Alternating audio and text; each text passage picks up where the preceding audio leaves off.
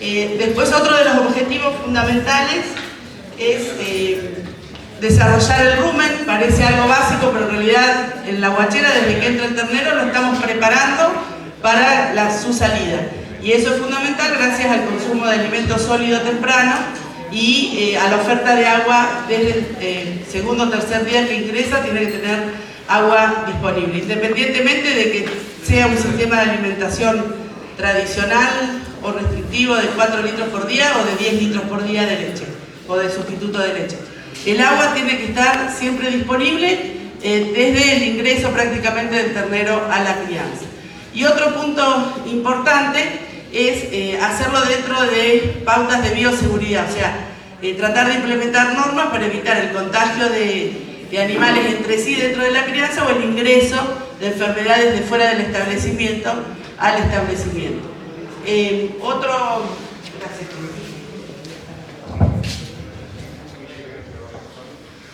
Porque tengo que ir medio rápido. Gracias, igual. Los objetivos siempre es bueno tenerlos identificados, o sea, con números obviamente. Decíamos que la mortalidad es el objetivo más importante y lo que es la mortalidad del parto, debemos esperar un 4% de muertos. En lo que es la huachera, el gran objetivo es el 3%. ¿Es exigente? Sí, es realmente muy exigente. Pero lo que es importante es saber dónde uno está parado y después fijar los objetivos. Y obviamente algunos pueden bajar rápidamente y otros por ahí nos va a costar más. Pero lo importante es saber dónde uno está y a dónde quiere llegar. Y en lo que es la recría chica, que sería hasta los primeros 6 meses, del 0,5 al 1%, y ya la recría grande del 0,5%. No estamos considerando en estos porcentajes los descartes que se puedan producir de animales que, por ejemplo, han tenido algún problema de patas o tienen problemas reproductivos. En el caso de la barquillona, que se pueden vender, pero no se mueren.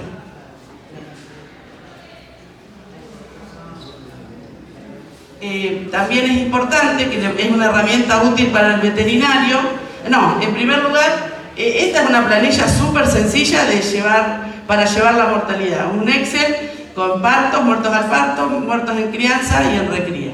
Eso es importante porque no podemos mejorar nada que no midamos, ¿no? Esa es una frase que es importante para el control. Entonces, esto es un Excel. Después, el que quiera, yo tengo material y se los paso. Y también le encargamos siempre a los huacheros que anoten cuál es la causa probable de muerte. Obviamente, si hay un veterinario en el establecimiento o el veterinario hizo la necropsia, vamos a saber exactamente o no, porque a veces por ahí no lo podemos ver en la necropsia, pero sí, aunque sea lo que intuye que pasó, si fue porque tuvo una diarrea o tuvo una neumonía o no tiene un antecedente. Siempre es importante porque el veterinario le va a ayudar si uno tiene discriminadas las causas de la mortalidad, le va a ayudar a poder encarar las soluciones si hay inconvenientes. Este hexágono de la crianza, siempre desde el grupo de crianza con el que me ha tocado participar con el doctor Berra desde que era bastante más joven, ahora soy joven, pero ya no tanto. Siempre hemos trabajado con el hexágono de la crianza como para establecer las bases o los puntos importantes a tener en cuenta, ¿no? Y ¿qué serían rápidamente? Los recursos humanos, el ternero, el sistema de crianza, el alimento, la sanidad y el medio ambiente crítico. Con respecto, es como yo siempre me la imagino al hexágono como una mesa de 6 patas, donde si cada una de estas patas, o sea, cada uno de estos factores, estas bases, están bien, si cumplen bien las pautas que tenemos para ellas, el sistema sería la mesa, va a estar bien. Ahora, si hay alguna floja, ya esa mesa se nos puede tumbar y ya no va a cumplir con su objetivo. Por eso es importante que todo esté más o menos bien para tener un buen resultado. Nunca el éxito es a causa de un solo factor, siempre es de la sumatoria de todos ellos. Ahora, como primer factor, hablamos siempre de los recursos humanos, que en esto pondero que no son todas las patas iguales, o sea, la gente que está al frente de la huachera es fundamental. El personal tiene que estar capacitado, tiene que estar comprometido. A veces por ahí tomamos gente nueva y es todo un desafío.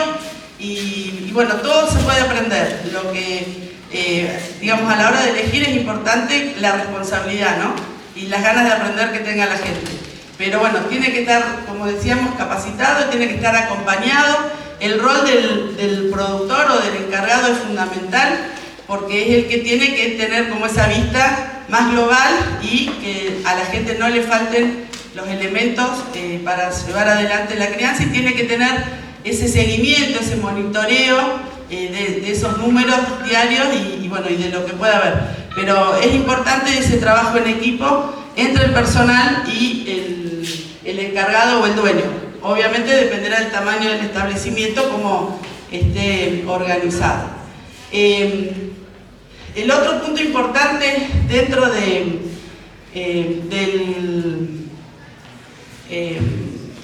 hexágono, decíamos que es el ternero. Y el ternero, bueno, ya estuvimos viendo, excelente como siempre, la presentación de Guillermo. Recibimos, la huachera recibe ese ternero ese primer día de vida, y hay dos cosas fundamentales que deben, que hay que ver, a ver si lo hace la gente que está en el preparto, si es un equipo separado o por ahí el partero y el huachero es la misma persona, entonces se tiene que ocupar, pero que son dos cosas fundamentales, que es la desinfección del ombligo y el consumo de calostro. Ya Guillermo les estuvo hablando de la desinfección del ombligo, no por ser un tema archi hablado y súper conocido, es menor, la verdad que es bastante importante. Coincidimos obviamente, la desinfección del mismo apenas nace con tintura con alcohol iodado al 7%, y lo que tengo por ahí es alguna foto, no tengo tantas, de lo que podemos ver cuando hay algún ternero con problemas, los abscesos o bicheras, que es la foto de arriba, claro, no está muy clarito, y los abscesos en hígado que se pueden producir por infecciones que entran por el cordón umbilical, o esas mismas bacterias se pueden alojar en articulaciones, que es la foto de abajo con el ternero con onfaloflebitis o inflamaciones en las articulaciones, que por ahí salvamos la vida del ternero, pero no necesariamente siempre queda apto para su vida útil. Siempre había ese ese programa que hacía Franchella, Ricky el Antiguo, no sé qué, estaba en blanco y negro. Bueno, hablar de la desinfección del ombligo me hace acordar a eso, pero es tan básico, y no es solo ahora que empiezan las bicheras y vemos las bicheras, uy, qué horror la bichera. Hemos tenido más problemas de ombligo en el invierno, cuando son húmedos, cosa que no nos está pasando últimamente, porque las bacterias se encuentran más cómodas en el barro que cuando está el suelo seco. Entonces, sinceramente podemos prevenir muchos problemas y muertes también cuando desinfectamos el ombligo apenas nace, y cuando llega la huachera se vuelve a repasar ese ombligo, y también con la misma solución, pero ya en la crianza. Hay algunos establecimientos, bastante pocos, que lo atan como una forma también de cerrarle el paso a las bacterias, pero si se ata y luego cortan. Algunos cortan sin atar, eso no se los recomiendo para nada. O sea, si no van a ligar el cordón, más vale que lo dejen así largo, aunque parezca desprolijo, porque el cordón largo es una barrera física también para el ingreso de las bacterias. Vamos a continuar con el tema que, bueno, la importancia del calostro. Acá todos sabemos de la importancia que los terneros tomen calostro. El calostro es la primera secreción de la glándula mamaria. Desde el momento del secado la vaca comienza a acumular anticuerpos en la ubre, y es la única forma que tiene de pasarle anticuerpos al ternero. O sea, vía sanguínea no hay forma, dado que por el tipo de placentación que tienen los bovinos, la vaca no le puede pasar, como sí lo pasa a nuestra madre, anticuerpos durante la gestación, o sea que la única forma de recibir esos anticuerpos es vía calostro. Esa primera secreción, ese primer calostro, es rico en inmunoglobulinas y debe ser consumido por el ternero dentro de las primeras horas de vida. Sí. Bueno, perfecto. El ternero entonces debe consumirlo dentro de las primeras 6 a 8 horas. En realidad, si tenemos todo en los establecimientos por ahí que están organizados y tienen atención durante el día y durante la noche de los partos, todo ternero que van haciendo se va calostrando dentro de las 2-3 horas de nacido o apenas lo ven. Y eso va tiene dos ventajas. Uno, separar al ternero de la madre y del lugar de contaminación. O sea, ustedes piensen que los terneros nacen sin ninguna contaminación y se contaminan del lugar donde ellos van, donde ellos nacen. Por eso, cuando vemos por ahí información que viene de afuera o de la gente que usa salas de parto bajo techo y con cama, la realidad es diferente por ahí a los planteos donde tenemos nuestros lugares de parto a la intemperie. Entonces, por eso es importante que, como se dice, de la importancia de limpiar una sala de parto, ¿no? Cambiar la cama, limpiar el piso como corresponde, nuestros lugares de parto a la intemperie, tratar de ir rotándolos, de que si podría no ser un lugar embarrado va a ser mucho mejor, y si no, sacarlo rápido al ternero los días de temporada. Entonces, ese consumo de calostro es fundamental que se haga. ¿Por qué decimos que es importante que se haga en las primeras horas? Porque esos anticuerpos se van a absorber a nivel del intestino, y a medida que nos alejamos del momento del parto, o sea, a medida que pasan las horas, esa capacidad del intestino para absorber los anticuerpos va disminuyendo. Entonces, ya a partir de la hora y media, 2 del nacimiento, empieza ya a haber una pérdida de capacidad o de la permeabilidad del intestino para esos anticuerpos. Hasta las 12 horas, 6-8 horas, estamos en un rango importante. Igualmente, hasta las primeras 24 horas hay absorción de anticuerpos, pero prácticamente es menor. Igualmente, nunca hay que dejar de dar calostro. Así nos hayamos pasado del momento, nunca hay que dejar de darlo, porque el calostro, además, no es solo anticuerpos, como vamos a ver luego, sino que además es fuente de energía para tener, digamos, poder encarar ese primer día de vida, fuente de promotores del crecimiento y digamos, un ternero, cuanto más calostro toma, mejor ganancia de peso va a tener en la guachera. Así que lo que es también, ¿por qué es tan importante que tome? Porque podemos pensar, bueno, pero el ternero no produce sus propias defensas. Recién a los 20-25 días de vida pasa a ser más significativo el trabajo de su propio sistema inmunitario a la hora de producir sus propios anticuerpos. O sea que si no es por los anticuerpos que recibe de la madre, no tiene cómo encarar esa primera etapa de la crianza, que es la más delicada, como son los primeros 20-30 días de vida. Y recién está maduro el sistema inmunitario de los bovinos entre los 5 y 6 meses de edad. Por eso es que todo lo que tenga que ver con la crianza y la recría chica, tenemos que estar acompañando tanto al ternero con la prevención a través del calostro, del manejo y la detección temprana y el tratamiento de las enfermedades. Con respecto a un parto normal, y esto, la vaca generalmente se ocupa de lamerlo, lo estimula, lo seca el ternero se incorpora y mama. El tema es que cada vez tenemos que esperar menos de la vaca y ocuparnos más nosotros, si es que lo vamos a hacer bien. Si lo vamos a hacer mal, preferible que se ocupe la vaca. Pero la realidad es que la tendencia y lo que vemos que mejor resultado da es cuando realmente nos ocupamos de ese calostrado, el tambero o el guachero o la persona, pero que haya un responsable de realizar esa suplementación con calostro. Cuando se ocupa la vaca, si solo dependemos de lo que se ocupe la vaca, podemos tener, si la vaca tiene una ubre desprendida o pezones duros, no se va a dejar mamar por el ternero. Igualmente, si está lastimada o si el ternero fue parteado, obviamente no va a ser un ternero con vivacidad como para incorporarse y mamar. Obviamente si hace frío o un día de barro, el ternero con frío le va a costar más incorporarse porque no va a tener, le va a faltar ese calostro como combustible para iniciar su día. Y además tengan en cuenta que el estrés térmico influye sobre la eficiencia de la absorción de los anticuerpos a nivel del intestino. O sea que los días temporales o los días fríos, si el ternero está mojado, aunque le demos calostro, por ahí no va a absorber tanto como si nace un día con temperaturas adecuadas. Eso es importante tenerlo en cuenta a la hora por ahí de analizar los resultados. Es conveniente disponer de algún lugar para calostrar, o sea, separar rápido los terneros, calostrarlos con mamadera o con sonda.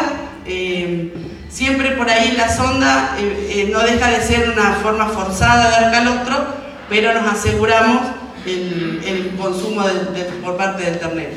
Cuando en realidad lo ideal es que tome de una tetina o de un biberón, lo que sucede es que a veces no alcanza a tomar todo el calostro que necesitaría. Lo mismo que pasaría si solo dependemos del calostro de la vaca. Primero, que no sabemos cuánto va a tomar de la madre, tampoco sabemos qué calidad tiene ese calostro de esa vaca.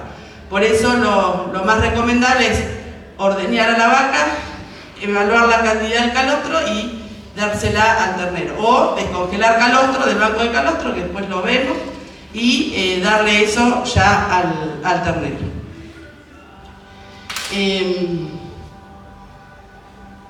Lo que es importante para medir la calidad del calostro es que contamos con elementos que a nivel campo son de gran utilidad, como el calostrímetro, que es un densímetro, o sea, a mayor composición o a mayor cantidad de materia seca, hay mayor cantidad de inmunoglobulinas. Entonces el densímetro calostrímetro te mide por densidad la calidad del calostro.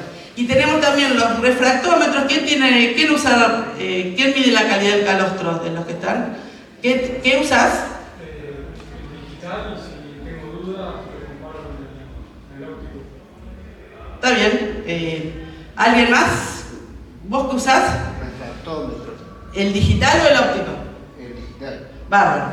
Bueno, en realidad la calidad del calostro los digitales y ópticos miden en grados Brix. Con respecto al óptico hay que elegir una escala del 0 a 30, a veces por ahí hay escalas más grandes y es más difícil medirlo. El digital, si bien tiene un rango mayor, pero bueno, como más preciso a la hora de la lectura, pero vale bastante más caro, así que si tienen un óptico y lo usan bien, métanle para adelante. Si bien, ¿qué mide por refractometría? La desviación del haz de luz cuando pasa por una solución con sólidos. Como les decía, en realidad no es que mida las inmunoglobulinas, sino mide los sólidos totales, y a mayor cantidad de sólidos, más inmunoglobulinas. Entonces, a la hora de medir la calidad del calostro, se toma como referencia los 22 grados Brix como ya un calostro más apto. Igualmente si uno pudiera elegir, siempre tratar de utilizar los calostros de 25 grados Brix o mayores para las hembras y de 20 a 24 para los machos. Pobres los machos en este país, siempre vamos para atrás. Pero bueno, si hay de buena calidad para todos, mejor usar de buena calidad, obviamente.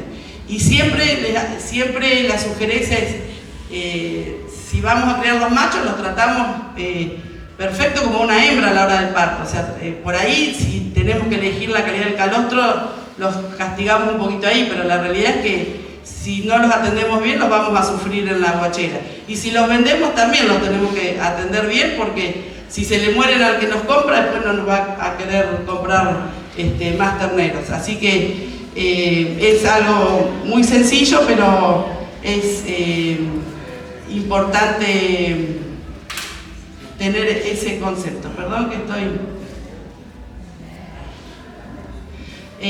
si no tienen una forma de medir el calostro, o sea, si no tienen un calostrímetro o no tienen refractómetro, se puede subjetivamente medirlo. Y la verdad es que tenemos algunos parámetros para tener en cuenta.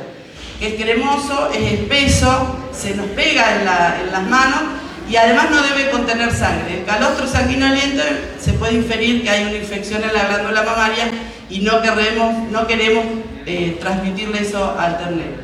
Proviene de vacas que ya llevan varios años en el rodeo, que hayan sido vacunadas en el periodo de vaca seca, que no tengan infecciones en la glándula mamaria y otras enfermedades, sobre todo si llegamos a tener algún animal con sospecha de brucelosis o tuberculosis, o hay algún tambo sanitario que por ahí alguien pueda llegar a tener. La idea es que los hijos de esos animales no tomen calostro de sus madres, que tomen calostro del banco de calostro, y que debe ser ordeñado dentro de las 4 horas posteriores al parto. Esta pregunta me sirve muchas veces cuando los productores o los tamberos me preguntan por qué tenemos mala calidad de calostro, y a veces el tiempo de ordeñe es fundamental, o sea, tratar de no demorar entre el parto y el ordeñe, ese primer ordeñe de ese calostro. Si nosotros una vaca la pare hoy y la ordeñamos al día siguiente, vamos a tener menor calidad de calostro que si lo hubiéramos ordeñado dentro de las 4 horas posteriores. Y esto se debe a que la vaca después del parto comienza a producir leche y los anticuerpos que vienen concentrando en la ubre desde el secado se diluyen. Entonces por eso es importante. Obviamente también la calidad va a estar asociada a una mejor nutrición y estado de la vaca, eso es obvio, pero si hay algún componente que ustedes me digan, yo le pongo tal aditivo y tengo mejor calostro, no, o sea, es mejor nutrición, mejor estado, menos estrés, y otro tema que no es menor, ordeñarla dentro de las 4 horas posteriores al parto.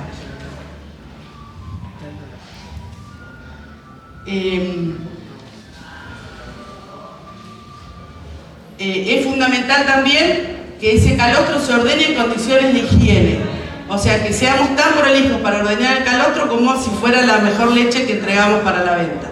Tiene que estar limpia, o sea, no porque sea el calostro que nadie me lo va a evaluar, no soy prolija en su obtención.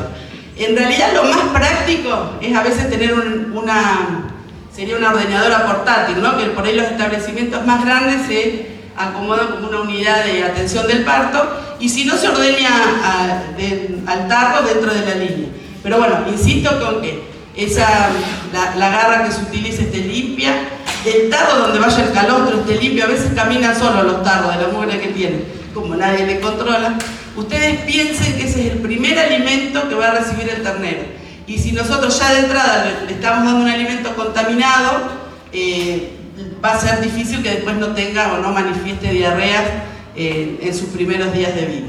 Entonces debe ser ordeñado en condiciones de higiene y debe ser rápidamente refrigerado. O sea, acá hay, digamos, un punto. Si ustedes cada vaca que pare se ordeña, se evalúa y le damos el calostro al ternero, eso debe hacerse rápido, o sea, no debería de pasar mucho tiempo entre que se utiliza entre que se ordeña y se lo damos al ternero, y después todo lo que el excedente rápidamente se refrigera y se congela. De esa manera nos puede durar entre 10 y 12 meses congelado, y también hay una opción que es tenerlo en un bidón refrigerado, o sea, no congelado, sino tenerlo frío, para poder en menos tiempo entibiarlo y darlo al ternero si quiero más tarde o al otro día. Pero bueno, acá por un tema también de la multiplicación de las bacterias que tenemos, no se recomienda más de un día de tener ese calostro refrigerado. O sea, en realidad la mejor forma de mantenerlo es congelado. El refrigerado nos puede dar para ese primer día por eso 24 horas, por ahí es lo que más se recomienda. Cada vez le vamos achicando menos los días al refrigerador, y que la heladera enfríe. Esto me pasa que muchas veces me dicen, sí, tengo que armar el banco de calostro, tengo una heladera que ya no uso, y entonces la voy a hacer, y por ahí no la uso porque no enfría bien, entonces la llevamos al banco de calostro. Parece una pavada, pero en realidad necesitamos que, si vamos a preservar el calostro, que sea congelado y que el freezer funcione bien. Si usamos un congelador de heladera, como tiene ciclos de congelado y de no congelado, ahí se considera ya 1 o 2 meses máximo que pueda preservarse en un digamos, congelador común. En el freezer ya te dura, como decía, bastante más, 10-12 meses, pero en un congelador común no más de 1 o 2 meses. Siempre, bueno, esperen que no voy. Acá tenemos algunas sondas de las que se pueden ver en los establecimientos.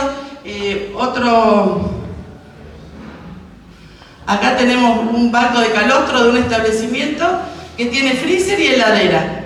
Siempre lo que va al freezer, lo ideal es en botellas o bolsas, o pueden ser las bolsas metálicas, no más de 2 litros, o a lo sumo 4 litros si es que usan esa dosis para calostrar. Pero piensen que cuanto más grande es el volumen de la bolsa o de la botella, más tarda en congelarse como en descongelarse.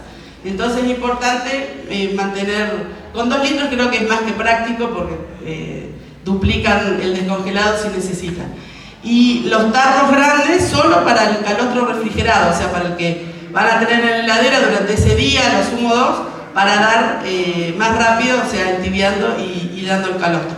Pero no utilicen los recipientes grandes para congelar el calostro. Acá se ve de fondo, sí, las bolsas tipo Ziploc, y esta es la Perfect Cooler, es una bolsas de material aluminizado que son importadas, así que son medio caritas y no se vuelven a utilizar. Nosotros queremos reciclar todo, pero bueno, están bárbaros.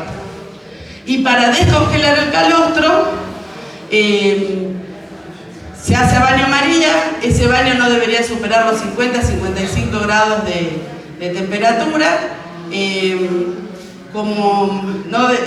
Digamos, lo que ha resultado muy práctico es hacer las famosas pancheras, que aquí Male tiene una que está bárbara.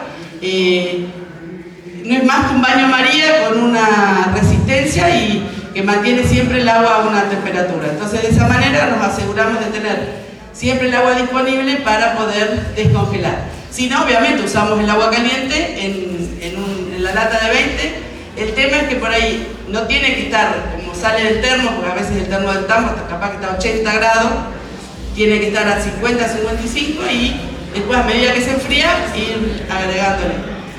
Estos recipientes que son descongeladores, que algunos son comerciales y otros por ahí se los arman con una resistencia eléctrica, mantienen siempre la temperatura constante y uno tiene más rápido y no tiene que estar pendiente de controlar la temperatura. Si nosotros nos pasamos de temperatura, el problema es que podemos desnaturalizar o alterar los anticuerpos y perdemos, digamos, eficiencia en ese calostro que tenemos.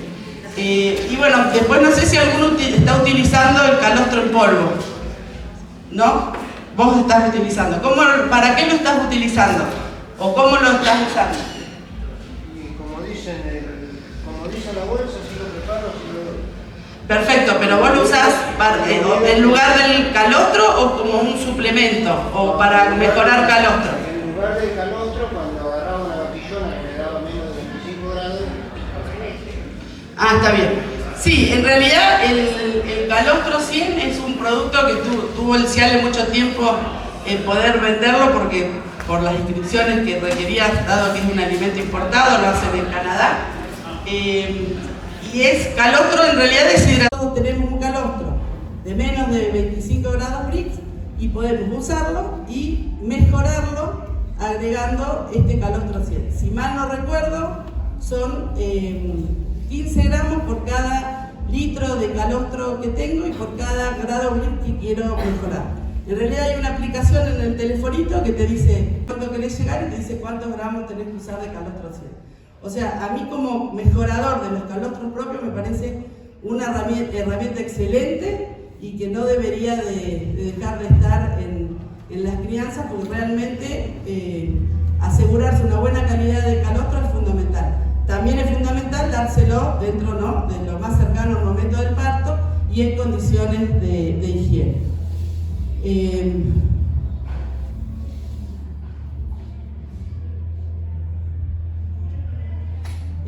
Después, bueno, ¿qué cantidad de calostro? Entonces que la pasé rápido.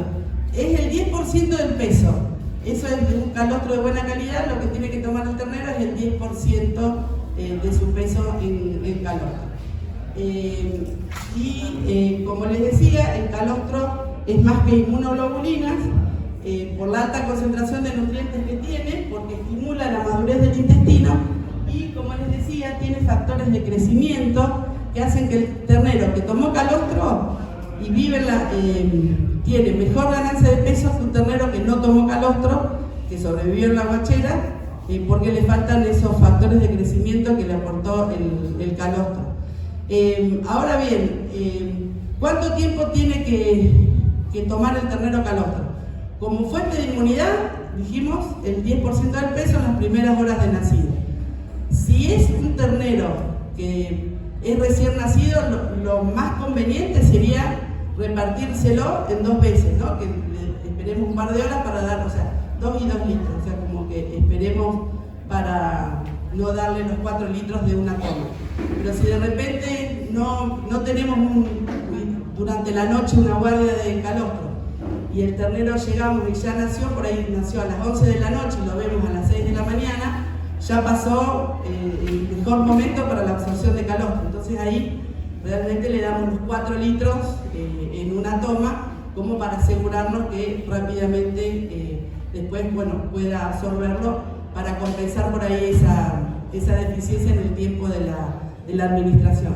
Y algunos establecimientos ya lo normalizan en 4 litros para no esperar la segunda toma. O sea, lo importante es, sabemos lo que es lo mejor para el ternero que tome calostro, y lo que siempre decimos es que cada establecimiento tiene que tener su plan de calostrado y cumplirlo. O sea, por ahí hay que fijarse metas que se puedan cumplir y después ir mejorando, pero no pretendamos tener un plan excelente desde el primer momento sin no hacer antes como esa experiencia en empezar a calostrar. Y también es cierto que el mercado de hoy ya nos exige obviamente más confort animal y mejor trato con los animales, y por ahí los consumidores no les gusta que se separen los terneros de las vacas, aunque en realidad por ahí es lo mejor. Pero bueno, en atención por ahí a ese grupo de consumidores, hay quienes dejan los terneros más tiempo con la vaca, lo cual no implica que yo no pueda calostrarlo al ternero al pie de la madre. O sea, no puede estar al pie de la vaca y yo calostrarlo igualmente, aunque con 2 litros aunque sea, y que el resto lo tome de su madre. Lo digo porque por ahí hay algunos establecimientos que lo dejan con la madre unas horas. Bueno, eso que no impida que ustedes lo calostren igual al ternero y se aseguren un buen calostrado, y después vamos a ver por qué. Lo importante es que si durante 2 o 3 días podemos seguir dando calostro por ahí al ternero como alimento, no está de más. Eso en los lugares que se puede implementar, que sería la leche de transición, por ahí, ¿no?, que se llama, que no se comercializa. Si nosotros se la podemos seguir dando a los recién nacidos, o sea, de los de 2, 3 días, 4 días, sería excelente. Una vez que se nos termina, pasan a leche o a sustituto, pero ya no lo volvemos a la leche de transición. Sí, Male, ¿tenías una pregunta? Ah, no, perdón, era una mosca que está jodiendo desde... pero eso es importante, si pueden organizar que sigan tomando calostro 2 o 3 días más, es realmente de gran utilidad.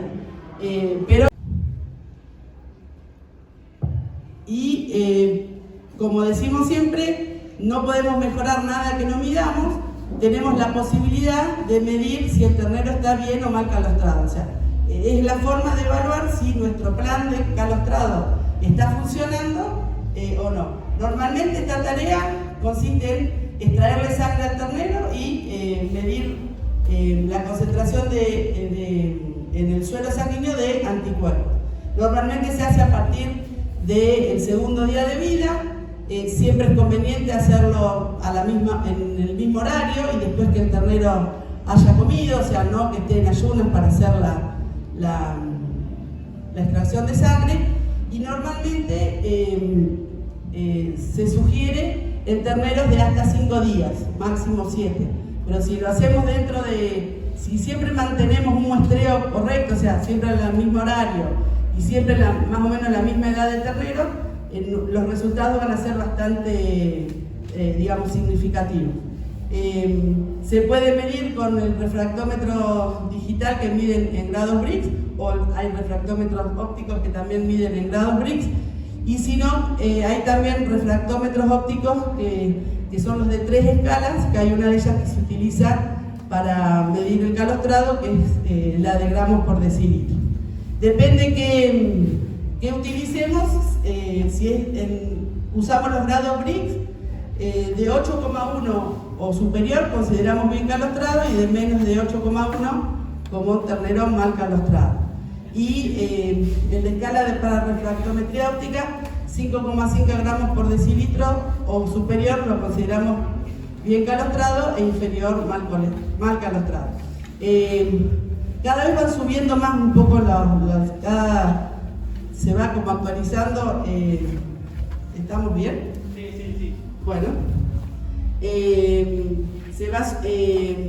antes con 5 gramos por decilitro lo consideramos bien calostrado, y ahora como que nos piden un poquito de mejor concentración.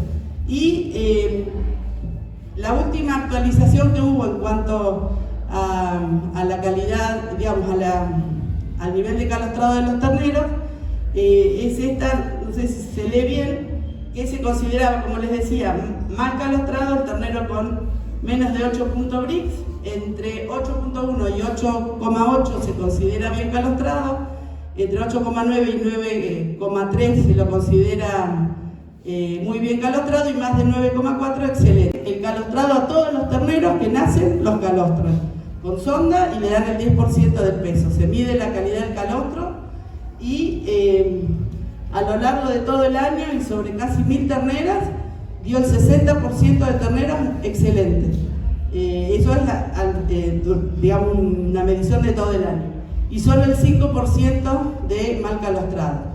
Y esta guachera tiene el 3% de mortalidad, o sea que cuando hablamos de la importancia del calostrado, tiene que ver directamente con si después manejamos bien la guachera, vamos a tener un buen resultado. O sea, si los terneros ingresan mal calostrados a la crianza, va a ser difícil que logremos los objetivos que nos planteábamos del 3%.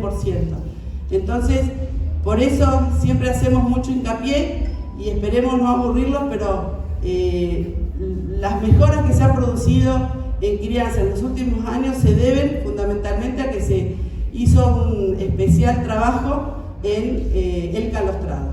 Entonces, y el calostrado sistemático y artificial.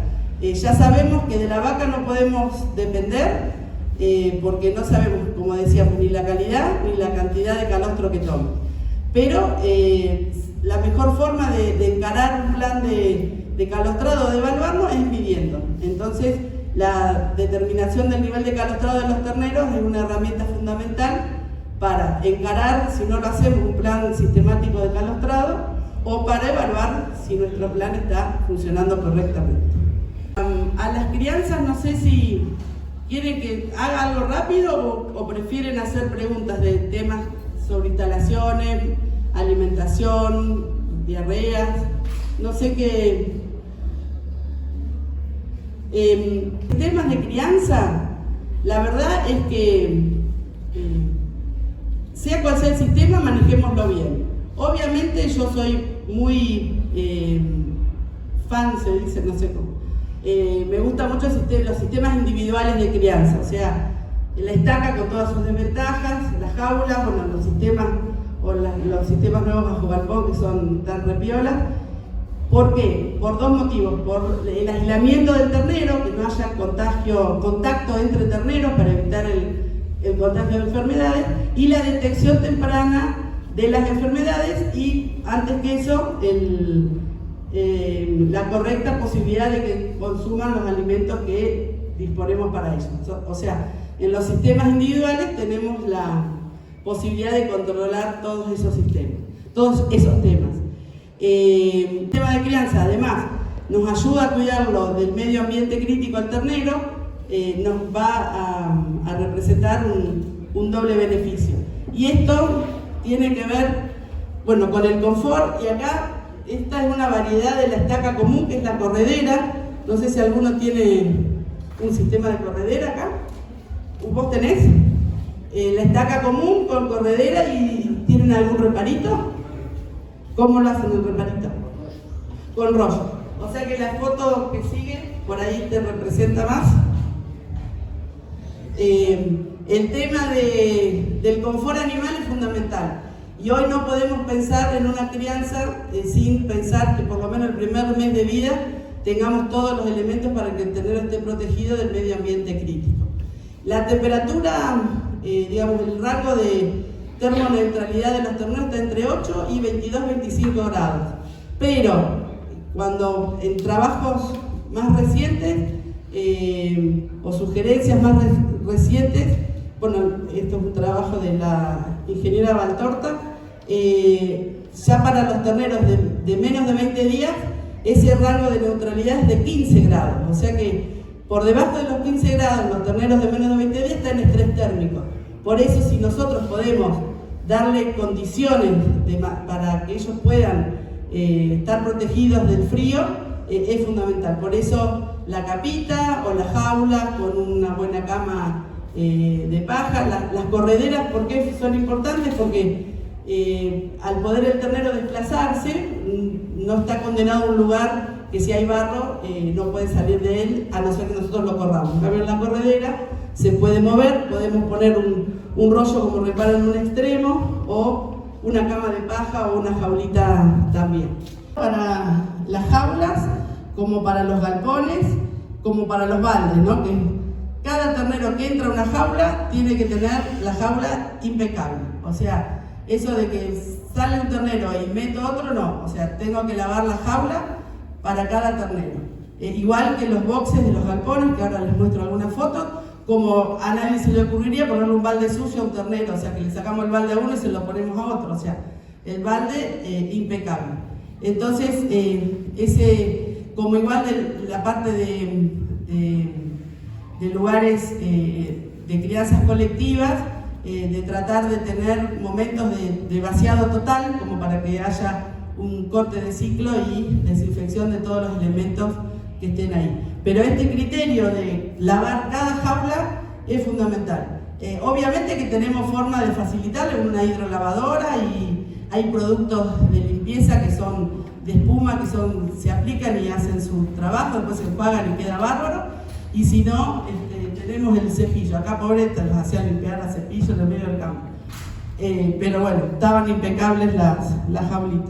Porque hay que limpiarlos, hay que mantenerlos, pero la verdad es que bien usados son una herramienta excelente. Generalmente son de crianza individual, bajo galpón, con cama de paja y muy ventilados. O sea que hay algunos que tienen los 60 días bajo galpón, otros 30 días bajo galpón. La idea es que están sobre una cama que se va mejorando, pero no se saca hasta que el ternero sale. Después se limpia por completo cada box para el ingreso de un nuevo ternero. Esto es por ahí lo más novedoso que estamos viendo en las crianzas, y si tienen oportunidad de conocerlas está bueno para verlas. Bueno, acá me hacen seña de que estamos ya en horario. Básicamente, con respecto a la alimentación, lo que simplemente les quiero transmitir es tenemos en nuestro país conviviendo varios sistemas de alimentación, los sistemas tradicionales o restrictivos, como le dicen algunos, de los 4 litros de leche por día, otros que ya están con el sistema extensivo, o intensivo mejor dicho, de 8 o 10 litros de leche de sustituto por día. Quizás, como siempre, la moderación estaría al medio con 6 litros por día, como para poder cubrir los requerimientos nutricionales de esa ternera, sobre todo en el primer mes, y esperando un mayor consumo de alimento balanceado. Como hoy les decía, es fundamental el aporte de alimento balanceado. No, hoy hablábamos del agua, pero el alimento balanceado tiene que estar disponible para el ternero desde que ingresa a la crianza. Por más que los primeros días coman poco, un puñadito es importante, porque el ternero buscando, por ahí termina la leche y busca en el balde y algo va a encontrar. Ese de muy buena calidad, ser palatable y ser repuesto todos los días. O sea, no le llenemos el balde al ternero, y eso contrólenlo cuando ustedes van a la crianza, que no esté el balde lleno. O sea, está lo que necesita el ternero comer en el día. Sobre todo en nuestros sistemas intensivos, sea estaca o jaula, siempre se va a mojar. Por ahí en los galpones obviamente no se va a mojar. Pero tiene que ser de calidad y estar disponible desde que ingresa a la crianza, y es uno de los elementos que tenemos en cuenta a la hora de deslechar. El consumo de alimentos sólidos, fundamental, el estado, y lo que ya no podemos dejar de hacer es ir midiendo. Si tenemos una balanza, genial, y si no, tenemos las cintas para medir el perímetro torácico, que con eso podemos evaluar, midiendo al ingreso y a la salida, cómo ha sido la ganancia de peso en la crianza, y así evaluar nuestro plan de alimentación si es el correcto. ¿Qué otro sistema tenemos? El de leche hiperprecoz, que busca por ahí un consumo temprano de ración con alimentos muy palatables y acortar los días de leche. Pero bueno, son criterios. Yo nunca me gusta recomendar ninguno, sí que el ternero, si tenemos un plan, porque hemos decidido encararlo por costos o por decisión, cumplirlo. Entonces, midamos la cantidad de leche, pesemos si usamos sustituto, midamos si le damos el balanceado, tratemos de, entre lo que se consume y los terneros que tenemos, de estimar el consumo y empezar a medir, ya sea pesando o con una cinta, y va a ser la mejor manera de ir mejorando en las guacheras. Como decimos siempre, no podemos mejorar nada que no midamos. Entonces, esta herramienta es una pavada, pero hay que implementarla.